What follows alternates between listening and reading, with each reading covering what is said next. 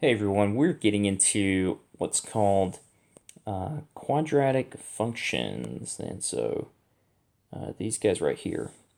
And basically, all a quadratic function is, let me switch back here, is when you have a function that looks like something like this: f of x equals x squared. That's like the most basic one.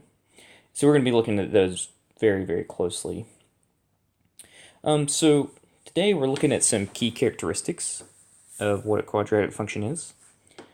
So let's just go ahead and, this is our standard, by the way, if you need to take some time to read that. But let's go ahead and start looking at the characteristics. So the first characteristic is that the graphs of quadratics have parts that are increasing and decreasing. So we've talked about that a lot. And so on this graph over here, when we look at it, there's an increasing and decreasing part. From left to right, we always do this from left to right. So coming from this way, going to the right, what's happening? This function blank to the left of x negative 1. So as we go down, or as we're looking at this is definitely decreasing.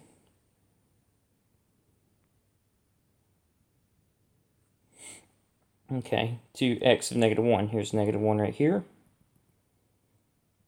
Once it gets past that, what happens? And then the function starts going back up, doesn't it?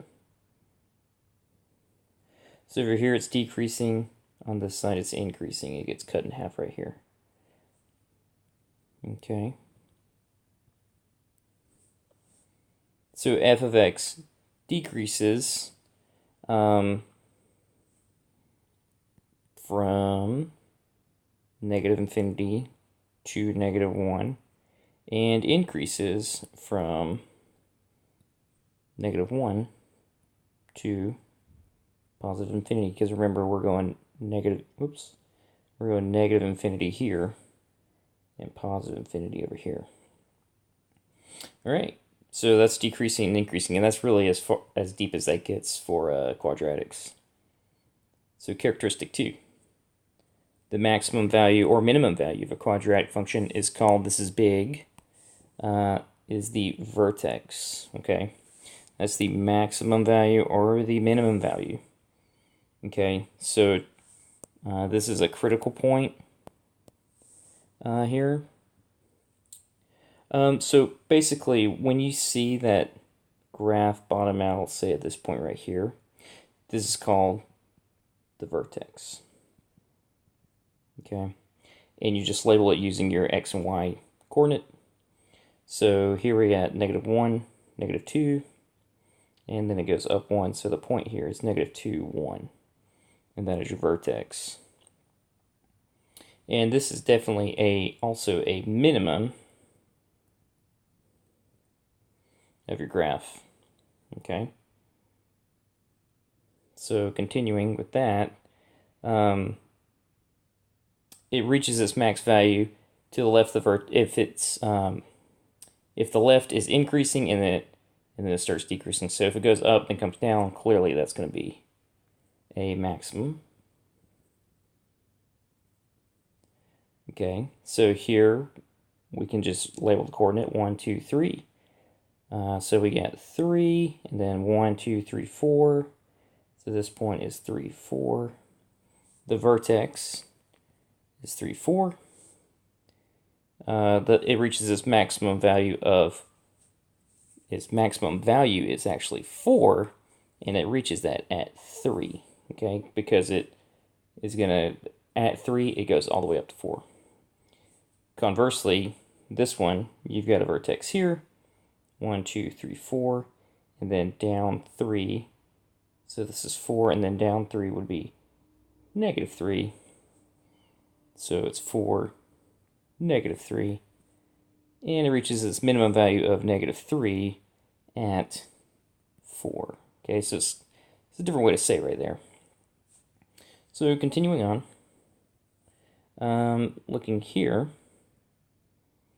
characteristic number 3, the graphs of quadratics have reflectional symmetry, big keyword here, is reflectional. That means one side is the same as the other. So what that is always going to be is the x value of the vertex. Very, very simple.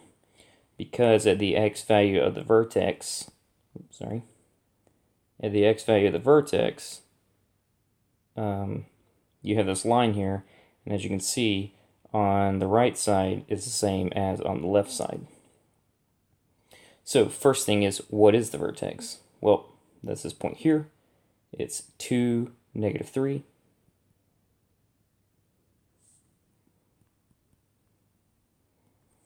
Therefore, if the axis of symmetry, big keyword there too, the axis of symmetry is the x value, that just means it's going to be x equal to 2, because remember, your vertical lines go up and down, so this is just going to be x equals 2. That's it for that. And then in behavior, the in behavior function describes what the function is doing on both the far left and far right. So it's kind of like increasing, decreasing, but it's a little more, I think it's a little easier, or about the same. The far left side of the graph is the location of the very large negative x coordinates. The far right side of the graph is the location of very large positive x coordinates. The behavior describes the function in these two locations. So basically, as you go left to negative infinity, what is happening to, we're going left on the x-axis. What is happening to our y values? Well, as I'm going left, this graph is going up. And if we're going up, the y values are going to positive infinity. And remember, this is x, and our y values are f of x. Okay? So as we go to negative infinity, f of x approaches positive infinity, because it's going up. When x approaches positive infinity, so when we start going this way, okay, the y values, f of x, is going also to positive infinity. And the nice thing about quadratics is that if they won't be different on either side, so it makes it a lot easier. So this is also going to positive infinity. And so you would write it like this: as x goes left to negative infinity, this is going to positive infinity. As x goes right, this is going to positive infinity as well. And then you have the your other example. When x goes to negative infinity, f of x is going down to negative infinity. Oops, sorry about that. And then when x goes right to positive infinity, your f of x values are going down to negative infinity also. And you very simply can fill it in like this. Okay? So another characteristic is you need to keep an eye out for your x and y intercepts. Okay? The x-intercepts are called the roots or zeros because the y, sorry, let me go back there. The y value is going to be 0. So anything that crosses this line right here will be your x and y intercept. Okay? So it looks like that. And so basically, in the question it's asking you to approximate.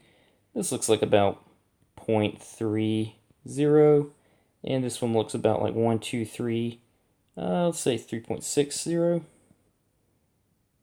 something like that. And as you can see, the y value is going to be 0. Now, the other thing that happens is you're going to have a y-intercept. This guy too. Okay, now not always, but well, I'm sorry, yes, always you will have a y-intercept. And this point here is just 0, 1. So you have a y value for a y-intercept, you have x values for x-intercepts, but the other values will be 0, respectively. So approximating the x-intercepts, I think we said 0.30 and 3.60, and then we've got 0, 1 for our y-intercept. So moving right along. I'm actually going to leave this one to y'all, so ask me if you need help. But it's basically the characteristics we just went over, so review the video if you need help with it, and we'll go from there.